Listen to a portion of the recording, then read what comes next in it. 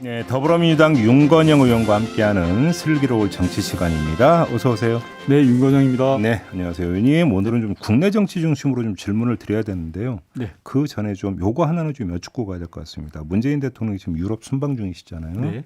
프란치스코 교황도 만났고 지난 2일에 박경미 청와대 대변인이 라디오 인터뷰를 하면서 이제 그 교황의 방북 문제 네. 언급을 하면서 어떤 취지의 발언을 했냐면. 따뜻한 나라 출신이기 때문에 겨울에는 움직이기가 어렵다. 교황이 네. 이런 요지의 반응을 했는데 어제 보도를 보니까 미국에서 네. 이거를 반박하는 목소리가 여러 건이 나왔다. 이런 국내 언론의 보도가 있었습니다. 박경미 대변인은 이런 발언 어떻게 적절하다고 생각하세요? 저는 박경미 대변인 발언을 이렇게 해석을 했습니다. 교황님이 연세도 많으시고 하다 보니까 아무래도 추운 시기에는 움직이기가 좀 불편하지 않겠냐라는 취지로 해석을 했거든요. 네. 그래서 굳이 따뜻한 아르헨티나가 나라 출신. 그렇다 이런 걸 보다도 네. 그런 취지로 해석을 해야 되는 거 아닌가 싶은데. 그러니까 그래서 미국에서 아르헨티나도 스키장이 있다고 이런 반박이 나왔다고 네. 하는데 그러게요.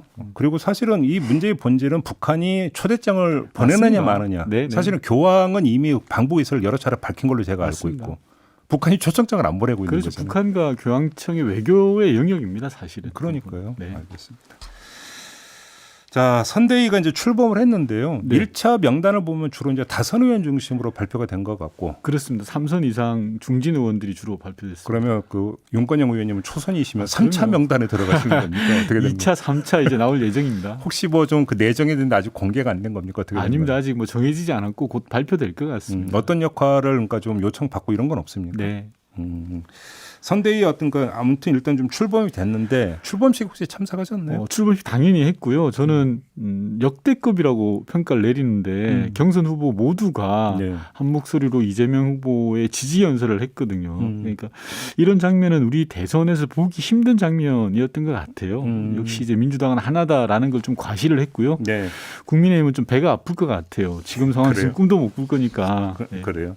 물론 이제 이런 모습은 연출이 됐는데 네. 속마음이 어떠냐가 더 중요한 거 아니겠습니까? 관련해서 서른 의원은 어제 지금 나와 있는 후보들 보면 다 고만고만한 장점이 있다. 네. 이래서 이제 또 일부 보수 언론은 고만고만하다 해도 막 부각을 시키던데 어떻게 말에 해석하세요? 그 단어 하나를 뽑으신 것 같은데요. 네. 이낙연 전 후보님, 정세균 후보님, 추미애 후보님, 박영준 후보님 모두가 한 목소리로 네. 이재명 후보 당선을 위해서 우리는 원팀이다, 하나가 된다라고 말씀하셨기 때문에 네. 큰 틀로 봐야 된다고 생각합니다. 그래요. 네. 조금 전에 저희가 JB타임즈에서 전해드렸는데 제목이 확 끄는데요라는 발언이 있지 않습니까? 네, 보셨죠?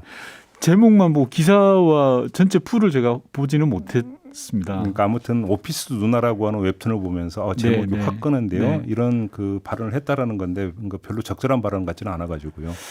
내용을 정확하게 좀 봐야 될 것 같습니다. 알겠습니다.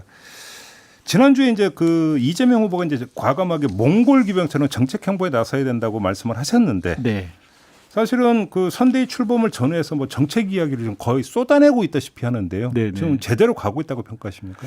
저는 제가 대선 후보로 평가를 치지 않고요. 초선인데. 네. 다만 제가 말씀드린 건 네거티브로 선거를 이끌고 가는 사람은 반드시 질 수밖에 없다. 정책 경쟁을 하는 후보가 이길 거다라는 취지의 이야기를 드린 거고 네.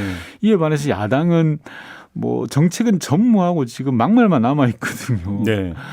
심지어 이번에는 홍어 논란까지 나왔지 않습니까? 그래서 네. 야당이 정책에 취약하다는 건 어쩔 수 없어요. 그런데 이번 좀 도가 좀 심한 것 같아요. 그래서 좀 그런 문제들을 지적하고 넘어가고 저는 몽골 기병 이야기가 말씀드렸던 건 민심을 이기는 정치는 없다고 생각하거든요. 그럼요. 예, 그래서 우리 민심이 어디에 있는지 정확하게 진단을 하고 과감한 발상의 전환을 해야 된다. 우리 민주당이 그런 취지에서 말씀드렸던 겁니다. 아무튼 지금 1차적으로 정책 이야기를 하면서 여야 간의 전선이 그어지고 있는 게 바로 국민 재난지원금인데요. 네. 추가 지급. 네.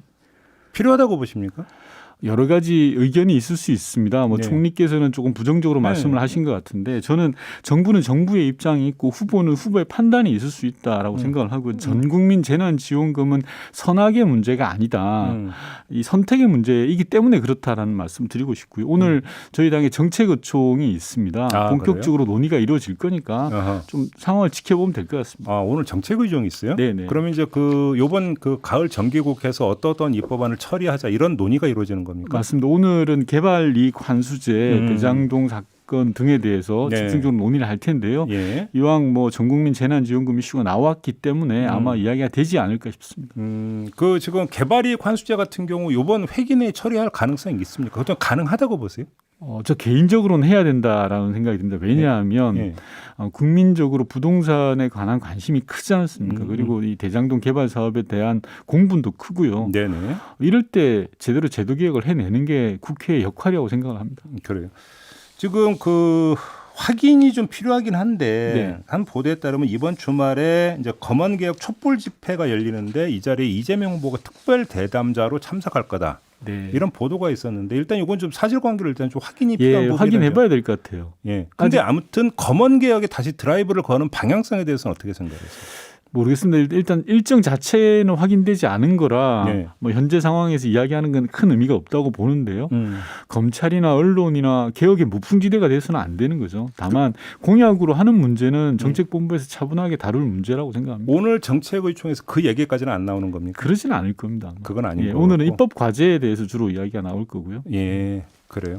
그러면 오늘 정책의총에서 이재명 후보 같은 경우는 손실보상제, 손질도 필요하다는 취지의 발언을 그 전에 한 적이 있지 않습니까? 네네. 혹시 이것도 의제에 올라갈 수가 있는 겁니까? 그거는 뭐 어떻게 될지 모르겠는데요. 원내 지도부에서 검토 과제로 오늘 정책의총의 과제로 잡은 것은 앞서 말씀드린 개발이익 환수 제도에 관한 내용입니다. 그래요. 네. 근데 지금 그 오늘이 11월 4일이니까 정기국회 회기가 이제 한 달 정도 남아 있잖아요. 네, 그렇습니다. 너무 촉박하지 않나요? 뭐 법적인 절차와 프로세스를 생각하면 촉박할 수도 있습니다. 그러나 다만 예. 앞서 말씀드린 것처럼 부동산 개발에 관한 구조적인 문제를 좀 들여다보자라는 것은 저는 보다 더 속도를 낼 수 있다고 생각합니다. 여야가 다른 생각을 할 부분은 아니라고 생각하거든요. 역시 방점은 개발이익 환수제에 꽂힌가 좀 찍혀 있군요. 예. 알겠습니다. 야당 이야기로 좀 넘어가죠. 내일 이제 대선 후보가 결정이 되는 거 아니겠습니까? 네. 전망 말고 예. 희망을 한번 여쭤보고 싶은데 누가 야당 대선 후보가 됐으면 좋겠다는 희망을 말씀해 주신다. 저는 대선은 후보의 역할이 절대적이라고 보거든요. 그리고 가만히 들여다보면 후보 스스로의 싸움인 것 같아요. 그럼요. 즉 실수를 안 하는 사람이 뭐 저는 이긴다라고 보는데 그럼 우리 입장에서 보면 실수를 많이 하는 사람이 유리하지 않겠습니까? 예. 실수 많이 하는 사람은 뭐 누구라고 제가 지명을 하지 않더라도 우리 진행자님이나 다 온 국민이 알고 있다고 말씀드리고 저는 잘 모르겠는데. 아 그래요? 네. 딱 보면 보이는데요, 뭐. 아, 그리고 제가 경선 결과 예측은 예. 좀 쉽지 않지만 분명하게 말씀드릴 수 있는 건 경선 후유증은 심각할 거다. 그렇게 보세요? 예, 어떤 저는 점에서 그렇게 보세요? 이미 부정선거라고 운운하고 주장하시는 분들도 계세요. 예. 저는 돌아오지 못할 강을 이미 건너버렸다라는 생각이 들고요. 기계적인 결합은 뭐 어떻게든 뭐 이뤄낼 수 있는데 화학적 결합까지는 가능성이 전무하다라고 봅니다. 그러면 예를 들어서 경쟁 후보가 그러니까 마음을 비우고 선거운동에 뭐 뛰어들거나 협력하는 일은 별로 없을 거다 이렇게 보시는 겁니까? 예, 저는 뭐 불가능한 상황까지 가버린 거 아닌가 싶습니다. 근데 뭐 이제 그런 식으로 따지면 민주당 같은 경우도 무효표 논란이 있었잖아요. 무효표 논란이 있었지만 화요일 날 있었던 전대의 발대식을 보더라도요. 네. 저희는 그게 일종의 전통으로 남아와 있었거든요. 그런데 국민의힘은 탄핵을 거치면서 이미 분당까지 가버린 그런 경험들이 있거든요. 그래서 저는 좀 쉽지 않다고 보는 그런 입장입니다. 근데 뭐 누군지는 모르겠지만 지금 의원님이 희망하는 그분이 만약에 대선 후보로 선출이 되면 제가 희망하는 게 누군데요? 한번 그냥 짚는 거예요. 예. 네. 그분이 대선 후보가 되면 김종인 전 비대위원장이 총괄 선대위원장으로 올 가능성이 있다라는 이야기가 많이 있었는데 그런 걸 염두에 두시고 지지선을 하신 거 아닐까요? 그러면 내부 리더십이 좀 다시 정비될 수 있지 않느냐라는 전망도 나오는 거 아닐까요?